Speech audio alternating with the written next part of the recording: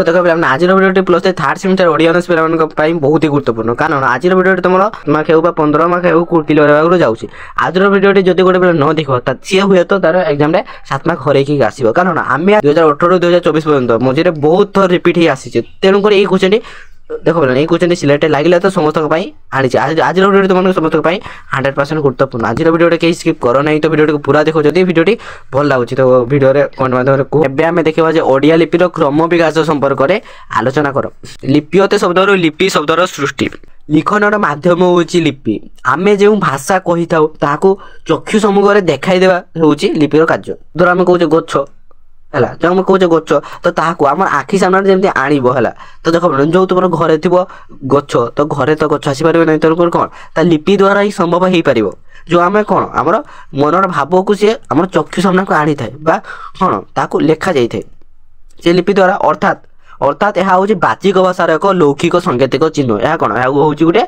बाचिक भाषार लौकिक सांकेतिक चिन्ह ये लिपि को वर्ण बा अक्षर कहुए लिपि को आउ कौन कहुए यही लिपि को वर्ण कहुए और यही लिपि को अक्षर कहुए भाषा अध्ययन क्षेत्र में मनुष्यर सफल अनुसंधान हूँ लिपि भाषा अध्ययन क्षेत्र में मनुष्यर सफल अनुसंधान हूँ लिपि जो देखो गोटे मनुष्य जो भाषा को अनुध्ययन करुच्ची तो तार सफल अनुसंधान हूँ लिपि कारण लिपि साहाय्य भाषा और साहित्य दीर्घायु हो पारी जदि लिपि रही आम भाषा गुड़िक कौन दीर्घायु बा अनेक दिन धरी जो आम भाषा गुड़िक रोचे जो आम 25 वर्ष 60 वर्ष धरी आम भाषा गुड़िक रोचे किपर संभव होची से लिपि द्वारा ही संभव होची है आम लिपि भाषा को बंचाई रखी कहले चले जदि लिपिर उद्भावन हो न था तेबे सभ्यता और संस्कृतिर अभ्युदय और विकास संभव हो पारि न था देख जदि आम लिपि न था जो आम इतिहास कौन घटी केमी देश स्वाधीन करते कि देश विद्रोही मैंने थे कौन देश को बचाऊे कौ मैंने कौटा भल कौटा खराब तो आम कौन जापारि न था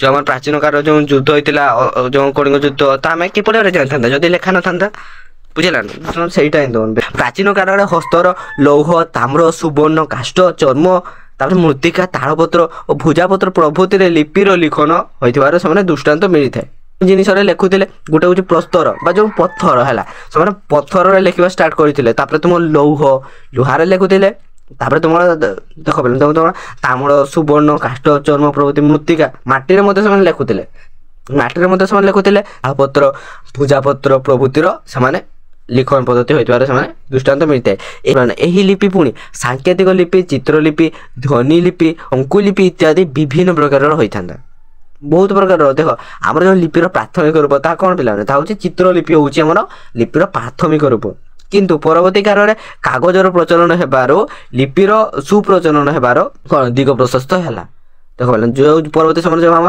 कागजर प्रचलन है तो से कौन है ना तो से कौन आम लिपिर व्यवहार सुप्राचीन और व्यापी गला चारिआटे समस्त से लिपिर व्यवहार करने लगे अति प्राचीन काल पृथ्वी 3 प्रकार लिखन पद्धति थी बहु प्राचीन काल में आमर पृथ्वी 3 प्रकार लिखन पद्धति थी लिखन पद्धति गुड़िक हूँ इजिप्ट से पद्धति गुड़िक हूँ इजिप्ट लिखन पद्धति सुमेर लिखन पद्धति और चीन लिखन पद्धति कालक्रमे एथिरु भिन्न भिन्न प्रकार लिपि विकसित होइछि प्राचीन युग से कौन होता जिते लिपिर व्यवहार कहीं जानी नथिले जिते लिपिर विकसित हो नथिला सेतेरे से वेद को से शुणी शुणी मन रखुले है श्रुति श्रुति सांचित कर वेद को मन रखुले वेदर अन्य नाम हूँ श्रुति देख वेदर अन्य नाम श्रुति बहुत पिला जानी वेदर अन्य नाम श्रुति किंतु कहीं वेदर अन्य नाम श्रुति से जानिले परवर्ती जिते लिखन पद्धति आरंभ हो ना से व्यवहार जानी नथिले तो से शुणी शुणी कौन आम माने श्रुति श्रुति सांचित कर मन रखुले शुणी शुणी तो तेणुक तार अन्य नाम श्रुति अवश्य यहाँ पंडित हीराचंद अस्वीकार कर मतरे ख्रीष्टपूर्व 6000 वर्ष तले वेद लिपिर रूप लाभ कर सब मत दैवत सत्वे समस्ते स्वीकार करते जे प्राचीन भारतीय लिपिर संधान सेंधव उपत्यका मिलता है सेंधव उपत्यका देख पे जो मैंने प्रथम लिपि था कौन सेंधव लिपि आसाला किंतु जिते से देखिले सेंधव लिपि को मैंने पढ़ी पारे नहीं पठन प्रक्रिया संभव है ना तो तेणुक कौन ताकू सेटा ना देख जो आम फास्ट लिपि था कौन तो सेंधव लिपि जेहेतु पढ़ीला ना तो ताकू से बाद देकिना जो ब्रह्मी लिपि पृथ्वीर प्रथम लिपि कहला सिंधु उपत्यकार द्राविड़ माने यही लिपिर आविष्कर्ता क्यों माने द्राविड़ माने यही लिपि ब्रह्मी लिपि यही ब्रह्मी लिपि कालक्रमे विभिन्न अंचल रूपांतर होइछि और सेथिरो एक ସେଥିରୁ ଏକ ରୂପରୁ ଓଡ଼ିଆ ଲିପିର ଉତ୍ପତ୍ତି ହୋଇଛି। ଯେଉଁ ଆମର ବ୍ରହ୍ମୀ ଲିପି ତ ତାହା କ'ଣ କାଳକ୍ରମ ବିଭିନ୍ନ ଅଞ୍ଚଳରେ ରୂପାନ୍ତରିତ ହୋଇଗଲା ସେତେବେଳେ ହେଲା, ବିଭିନ୍ନ ଅଞ୍ଚଳରେ ବିଭିନ୍ନ ଭାବରେ ସେଇ ଲିପିକୁ ଲେଖିବା ପାଇଁ ଲାଗିଲା।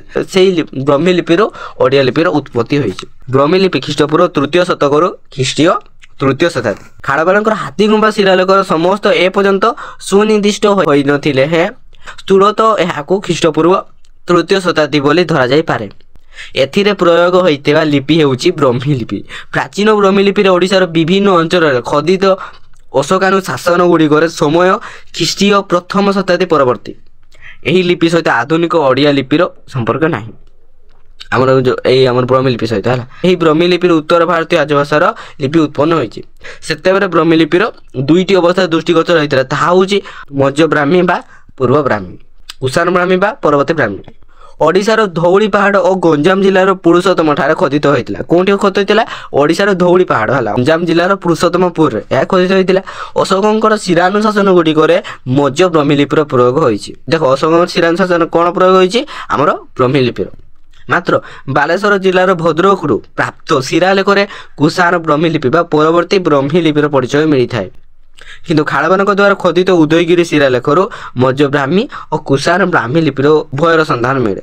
ଗୁପ୍ତ ବଂଶର ରାଜାମାନଙ୍କର ଶାସନ କାଳରେ ବ୍ରହ୍ମୀ ଲିପି ଅଧିକ ବିକଶିତ ହୋଇଥିଲା। ଏଗୁଡ଼ିକର ଯେଉଁ ଆମର ସୌନ୍ଦର୍ଯ୍ୟ ଲାଗି ସେଥିରେ ବିନ୍ଦୁ ବା ଚୋଡ଼ ଯୋଗ କରାଯାଉଥିଲା। ସେତେବେଳେ କେତେକ ଏହାକୁ ପ୍ରାଚ୍ୟ ଓ ପାଶ୍ଚାତ୍ୟ ବୋଲି ଦୁଇ ଭାଗରେ ବିଭକ୍ତ କରିଥାନ୍ତି।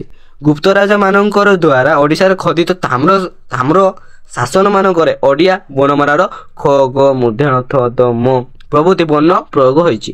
ସୂକ୍ଷ୍ମଗଣି ଲିପିକା କଣ୍ଟକ ଶୀର୍ଷକ ଲିପି ଷଷ୍ଠ ଶତାବ୍ଦୀରୁ ଏକାଦଶ ଶତାବ୍ଦୀ। ସୂକ୍ଷ୍ମଗଣି ଲିପିକୁ ସିଦ୍ଧି ମାତୃକା କୁଟୀର ଲିପି ବୋଲି ମଧ୍ୟ କୁହାଯାଇଥାଏ।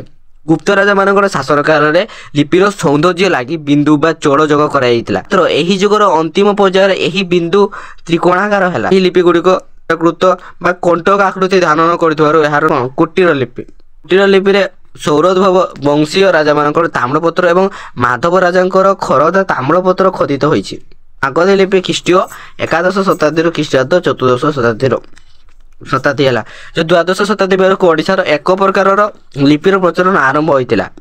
ଜି ବ୍ୟୁଲର ଏହାକୁ ପ୍ରୋଟୋ ବେଙ୍ଗଲୀ ବା ପ୍ରାକ୍ ବଙ୍ଗୀୟ ଲିପି ବୋଲି କହିଛନ୍ତି। ମାତ୍ର ଡକ୍ଟର ଦୀନେଶ ଚନ୍ଦ୍ର ସରକାର ଏହାକୁ ଗୌଡ଼ୀ ଲିପି ବୋଲି କହିଛନ୍ତି। କେତେକ ଭାଷାବିତ୍ ଏହି ଲିପିକୁ ପ୍ରନ୍ ଓଡ଼ିଆ ଲିପି ବୋଲି ମଧ୍ୟ ମତ ଦେଇଛନ୍ତି। ପ୍ରାଚୀନ ଓଡ଼ିଆ ଲିପି ଚତୁର୍ଦ୍ଦଶ ଶତାବ୍ଦୀରୁ ଷୋଡ଼ଶ ଶତାବ୍ଦୀ। ପ୍ରତ୍ନ ଓଡ଼ିଆ ବା ପ୍ରୋତ ବଙ୍ଗୀୟ ଲିପିର କ୍ରମ ବିକାଶ ପଞ୍ଚଦଶ ଶତାବ୍ଦୀ ପର୍ଯ୍ୟନ୍ତ ହୋଇଥିବାର ଦେଖିବାକୁ ମିଳେ। ଏହି ସମୟରେ ଗଙ୍ଗ ରାଜାମାନଙ୍କର ଶିଳାଲେଖ ଓ ତାମ୍ର ଶାସନରେ ପ୍ରତ୍ନ ଓଡ଼ିଆ ଲିପିର ବ୍ୟବହୃତ ହୋଇଅଛି। ଗଙ୍ଗ ବଂଶ ରାଜତ୍ୱର ଶେଷ ଆଡ଼କୁ ଓଡ଼ିଆ ଭାଷାରେ ବର୍ତ୍ତୁଳାକାର ଲିପି ଗୁଡ଼ିକ ଜନ୍ମ ନେଇଥିଲା। ଜନ୍ ବିମ୍ସଙ୍କର ମତ ହେଉଛି ପ୍ରାଚୀନ କାଳରେ ପଣ୍ଡିତମାନେ ତାଳପତ୍ର ମାନଙ୍କରେ ଲୌହ ଲେଖନୀ ସାହାଯ୍ୟରେ ଲିଖନ କାର୍ଯ୍ୟ କରୁଥିବାରୁ ଏହି ଲିପିକୁ ପ୍ରାଚୀନ ଓଡ଼ିଆ ଲିପି ଭାବରେ ଗ୍ରହଣ କରାଯାଇଛି। ଆଧୁନିକ ଓଡ଼ିଆ ଲିପି ଷୋଡ଼ଶ ଶତାବ୍ଦୀର ପରବର୍ତ୍ତୀ ସମୟ। ଷୋଡ଼ଶ ସପ୍ତଦଶ ଶତାବ୍ଦୀ ବେଳକୁ ଓଡ଼ିଆ ଲିପି କ୍ରମ ପରିବର୍ତ୍ତିତ ରୂପ ଧାରଣ କରି ଆଧୁନିକ ଓଡ଼ିଆ ଲିପି ଭାବରେ ସ୍ୱୀକୃତି ହୋଇଛି।